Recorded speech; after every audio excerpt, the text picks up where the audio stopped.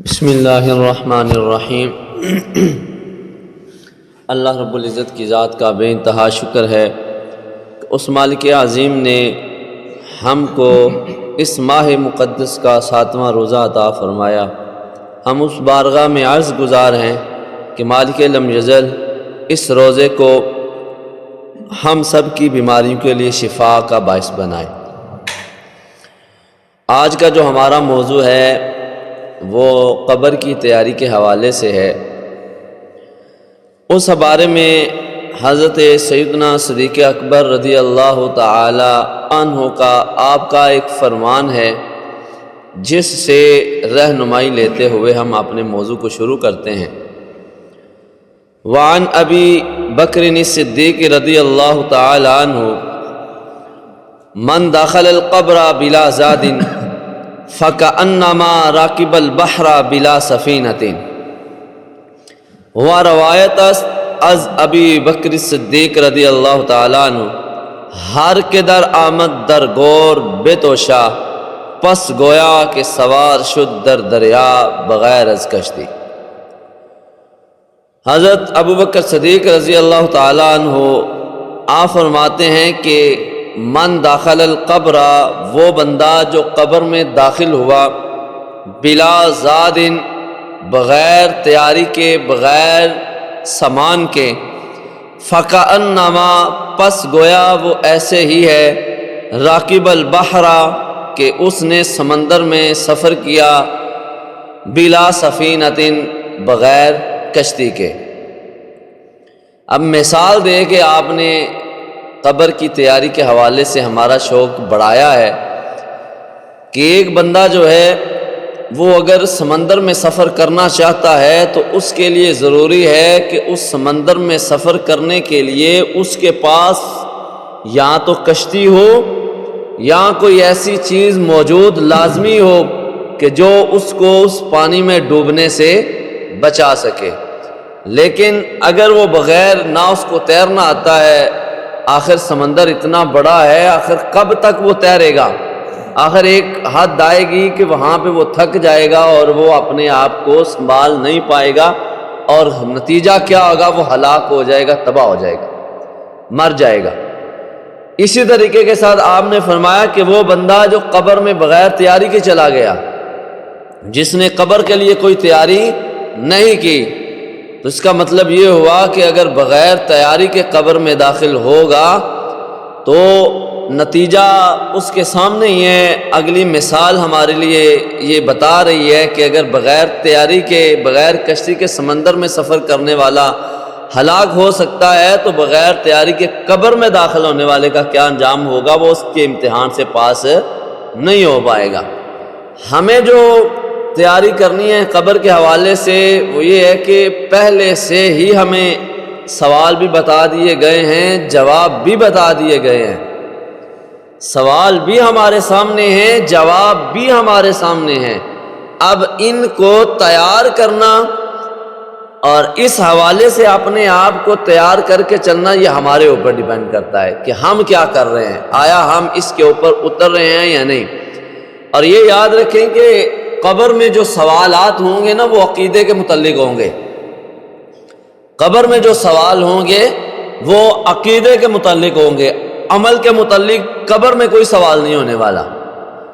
قبر کے جو سوالات ہیں وہ عقیدے کے متعلق ہیں، جو عمل کے ساتھ جن کا تعلق ہے، جن سوالوں کا، وہ حشر میں جا کے ہوں گے۔ اور قبر میں جو سوالات ہونے والے ہیں وہ انسان کے عقیدے کے بارے میں ہیں۔ سب سے پہلے انسان سے پوچھا جاتا ہے اس مالک لم یزل کے بارے میں جس نے انسان کو اتنی خوبصورت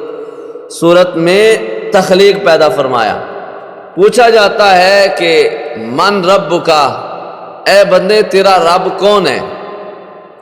حضرت ابو ہریرہ روایت کرتے ہیں کہ اللہ کے رسول صلی اللہ علیہ وسلم نے ارشاد فرما رہے ہیں کہ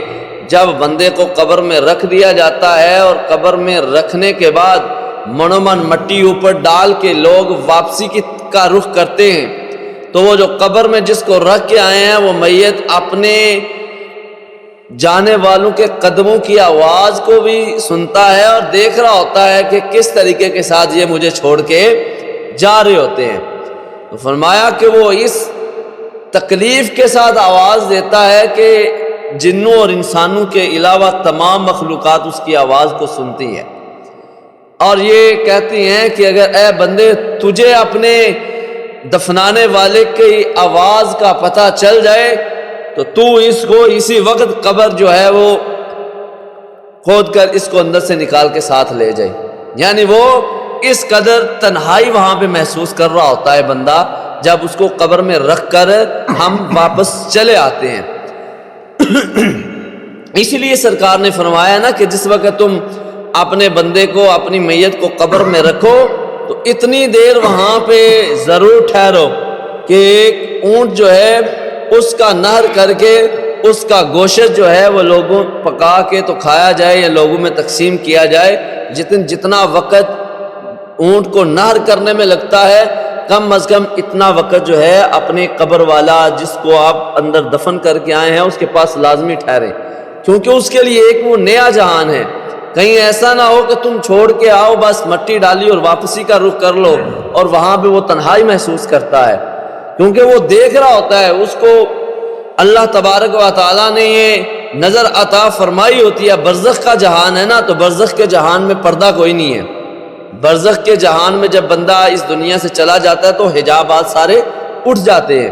تو اب وہ بندے کو نظر آ رہا ہوتا ہے کہ یہ کس طرح مجھے چھوڑ کے جا رہے ہیں، وہ قدموں کی آواز بھی سن رہا ہوتا ہے، بندوں کو واپس جاتا ہوا بھی دیکھ رہا ہوتا ہے۔ اسی لیے کہا نا کہ جس وقت جب تم اپنے کسی اہل و عیال کے پاس قبر میں جاتے ہو تو وہ تمہارے آنے کی آواز بھی سنتا ہے، تمہیں دیکھتا بھی ہے، اگر تم اس کو سلام کرو تو تمہارے سلام کا وہ جواب بھی دیتا ہے۔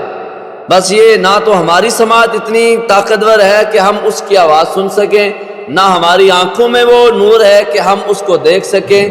اور نہ ہی اس طریقے کے ساتھ ہم اس کی آواز کو بھی نہیں سن سکتے۔ تو اللہ کے رسول صلی اللہ علیہ وآلہ وسلم نے فرمایا کہ جب بندے کو قبر میں رکھا جاتا ہے نا تو دو فرشتے آتے ہیں، ان میں سے ایک کا نام منکر ہے، دوسرے کا نام نکیر ہے۔ یہ قبر میں داخل ہوتے ہیں اور آ کے بندے سے پوچھتے ہیں بندے کے رب کے بارے میں، کہتے ہیں کہ من رب کا، تیرا رب کون ہے؟ اگر تو دنیا میں رب کو جانتا ہوا ہوگا، اس کی ذات پر ایمان لایا ہوگا، اس کو پہچانتا ہوگا، اس کی توحید کا جام پیا ہوگا تو وہ اسی وقت جواب دے گا ربی اللہ، میرا رب اللہ ہے۔ اب یہ پہلا سوال ہے قبر میں، جس کا سوال بھی ہمارے پاس ہے، جواب بھی ہمارے پاس ہے، کہ بندے سے یہ پوچھا جانا ہے کہ تیرا رب کون ہے، تجھے پالنے والا کون ہے، تخلیق کرنے والے کے بارے میں تو کیا کہتا ہے؟ تو بندے کو آگے جواب بھی بتا دیا گیا کہ بندہ جو ہے اس کو ماننے والا یہ کہے گا کہ میرا رب اللہ ہے، اور یہ وہی جواب دے پائے گا کہ جس نے اس سوال کے جواب کو تیار کیا ہوگا۔ اور تیار کیسے اس کو کرنا ہے؟ وہ ہے رب کی ذات پر ایمان لا کر، اللہ تعالیٰ کی ذات پر ایمان لا کر، جس طرح کہ ہمارا جو 4 دن پہلے بھی موضوع گزرا ہے ایمان باللہ، اللہ کی ذات پر ایمان، اور اس کی وضاحت وہاں پہ بھی گزری ہے کہ اللہ کی ذات پر کیسے ایمان رکھنا ہے، تو تبھی بندہ جواب دے پائے گا کہ میرا رب اللہ ہے۔ اب جب یہ سوال جو ہے اس نے پاس کیا، اب دوسرا سوال اس سے کیا جائے گا، ما دینک، تیرا دین کیا ہے؟ اپنے دین کے بارے میں بتا، تیرا دین کیا ہے؟ اب جو بندہ جس کو دین کے بارے میں پتہ ہوگا، جو دین کے اوپر چلا ہوگا، جس نے دین کو سمجھا ہوگا، دین سیکھا ہوگا اور دین کی پہچان رکھتا ہوگا، وہی بندہ وہاں پہ جواب دے پائے گا دینی الاسلام، میرا دین جو ہے وہ اسلام ہے۔ ان الدین عند اللہ الاسلام، اللہ تعالیٰ کے نزدیک بھی پسندیدہ دین جو ہے وہ اسلام ہے۔ تو بندے سے جب پوچھا جائے گا کہ ما دینک، ہے بندے تیرا دین کیا ہے، تو بندہ آگے سے جواب دے گا کہ میرا دین جو ہے وہ اسلام ہے، میرا دین کیا ہے؟ اسلام ہے۔ الحمدللہ ہم سب کا دین کیا ہے؟ اسلام ہے۔ ہم اللہ اسی دین پر ہمیں موت بھی عطا فرمائے، ہمارا خاتمہ بھی اسی دین پر فرمائے، تاکہ ہم قبر میں جا کے جو ہم سے دوسرا سوال ہونا ہے کہ تیرا دین کیا ہے، تاکہ ہم اس کا بھی جواب ان کو دے سکیں۔ تو جس وقت ہم نے دوسرا جواب بھی پاس کر لیا، اب تیسرا جو ہے وہ سوال کیا جاتا ہے۔ تیسرا سوال جو ہے حدیث مبارکہ میں مختلف احادیث مبارکہ ہے، اسی میں یہ آتا ہے کہ اس ہستی کے بارے میں کیا کہتا ہے، الذی بعث فیکم، جو تم میں مبعوث کی گئی، یعنی کہ جن کو تم میں بھیجا گیا ان کے بارے میں کیا کہتا ہے، تمہارا جو نظریہ ہے وہ رسول اللہ صلی اللہ علیہ وآلہ وسلم کے بارے میں کیسا تھا۔ ایک بندہ جس نے نہ جانا ہو تو وہ کہے گا کہ اس سے جب پوچھا جائے گا کہ ان کے بارے میں کیا کہتا تھا تو وہ کہے گا کس کے بارے میں، وہ کون ہے جس کے بارے میں تم مجھ سے پوچھ رہے ہو، تو اس کو بتایا جائے گا، سرکار کا نام اس کو بتایا جائے گا کہ محمد صلی اللہ علیہ وآلہ وسلم جن کو تمہارے اندر مبعوث کیا گیا ان کے بارے میں تمہارا کیا نظریہ تھا، کیا خیال تھا۔ تو اس لیے جب ہم حدیث کا مطالعہ کرتے ہیں تو یہ مختلف احادیث ہمارے پیش نظر آتی ہیں جن کو محدثین نے اپنی کتب کے اندر ذکر فرمایا ہے۔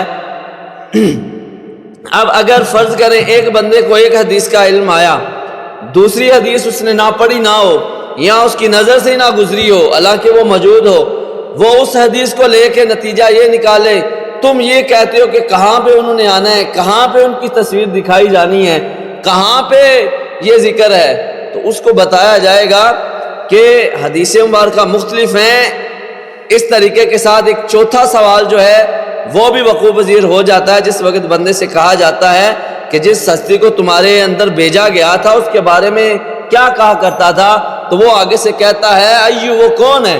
تو اس کو پھر حضور کا نام بتایا جاتا ہے۔ تو اگر تو وہ دنیا میں رہتے ہوئے سرکار دو عالم صلی اللہ علیہ وآلہ وسلم سے پیار کرتا رہا اور ان کی سیرت پر چلتا رہا اور ان کی بات مانتا رہا اور ان کی ذات پر ایمان رکھتا رہا اور اسی پر اس کا خاتمہ ہوا، تو وہ جو ہے سرکار دو عالم صلی اللہ علیہ وآلہ وسلم کے بارے میں فرشتوں کو بتائے گا اور یہ کہے گا کہ اشہد ان لا الہ الا اللہ واشہد ان محمدًا عبدہ ورسولہ، میں گواہی دیتا ہوں کہ اللہ کے علاوہ کوئی معبود نہیں ہے اور بے شک محمد صلی اللہ علیہ وسلم اللہ کے بندے اور رسول ہیں۔ یہ وہی جواب دے پائے گا جس نے حضور کی ذات پہ ایمان رکھا ہوگا، جس نے سرکار کی ذات پر ایمان رکھا ہوگا، وہی بندہ یہ جواب دے پائے گا، کوئی اور بندہ جواب نہیں دے پائے گا۔ تو یہ تین قسم کے سوال بندہ مومن سے قبر کے اندر عقیدے کے متعلق ان کا تعلق ہے، اللہ تعالیٰ ہے تو اس کے بارے میں کیا نظریہ ہے، اسلام ہے تو اس کے بارے میں کیا کہتا ہے، نبی صلی اللہ تعالیٰ علیہ وسلم ہیں تو ان کے بارے میں دنیا میں کیا نظریہ رکھتا تھا، ان کے بارے میں کیا کہا کرتا تھا۔ تو یہ سوال جو ہے بندہ مومن جب ان کا جواب دے دے گا نا تو سرکار نے فرمایا کہ اللہ تبارک و تعالیٰ کی طرف سے اس بندے کے لیے بخشش کا پروانہ جاری ہو جاتا ہے اور یہ کہا جاتا ہے کہ اس کے لیے جنتی بستر بچھا دو اور جنت سے اس کے لیے کھڑکی جو ہے وہ کھول دو تاکہ یہ جنت کی جو فضائیں ہیں اس تک پہنچتی رہیں۔ حدیث مبارکہ میں دوسرا اس کا پہلو کہ وہ بندہ کہ جو ان کے جواب نہیں دے پائے گا اس کا انجام، ایک تو یہ نا بندے نے جواب دے دیا اور اس کے لیے کامیابی کا پروانہ آ گیا، ایک وہ بندہ ہے جو جواب ہی نہیں دے پائے گا، جب اس سے کہا جائے گا کہ تیرا رب کون ہے، وہ کہے گا لا ادری، میں نہیں جانتا، اس سے پوچھا جائے گا تیرا دین کیا ہے، کہے گا لا ادری، میں نہیں جانتا۔ تیسرا سوال ما کنت تقول فی ھذا الرجل، ان کے بارے میں کیا کہا کرتا تھا، لا ادری، لا دریتا، میں نہیں جانتا، میں نہیں جانتا۔ جب اس طرح کا وہ جواب دے گا تو اوپر سے یہ اس کے لیے سزا کا حکم آئے گا کہ اس کے لیے جہنم کے کانٹوں والا بستر بچھاؤ اور جہنم کی طرف سے اس کے لیے کھڑکی کھول دو تاکہ اس کی تپش اس کو قیامت تک محسوس ہوتی رہے۔ تو اب یہ سوال بھی آپ کے سامنے ہے، جواب بھی آپ کے سامنے ہے، اور جو جواب نہیں دے پائے گا ان کا انجام بھی آپ کے سامنے ہے، اور جو جواب دے گا اس کی کامیابی کا معاملہ بھی آپ لوگوں کے سامنے ہے۔ اب یہ ہمارے اوپر ہے کہ آیا ہم نے اس کی تیاری کیسے کرنی ہے۔ تو اس طریقے کے ساتھ یہ قبر کی تیاری کے سوالات ہیں، جوابات ہیں۔ اللہ تعالیٰ کی بارگاہ میں ہم عرض گزار ہیں کہ مالک لم یزل اس کے مطابق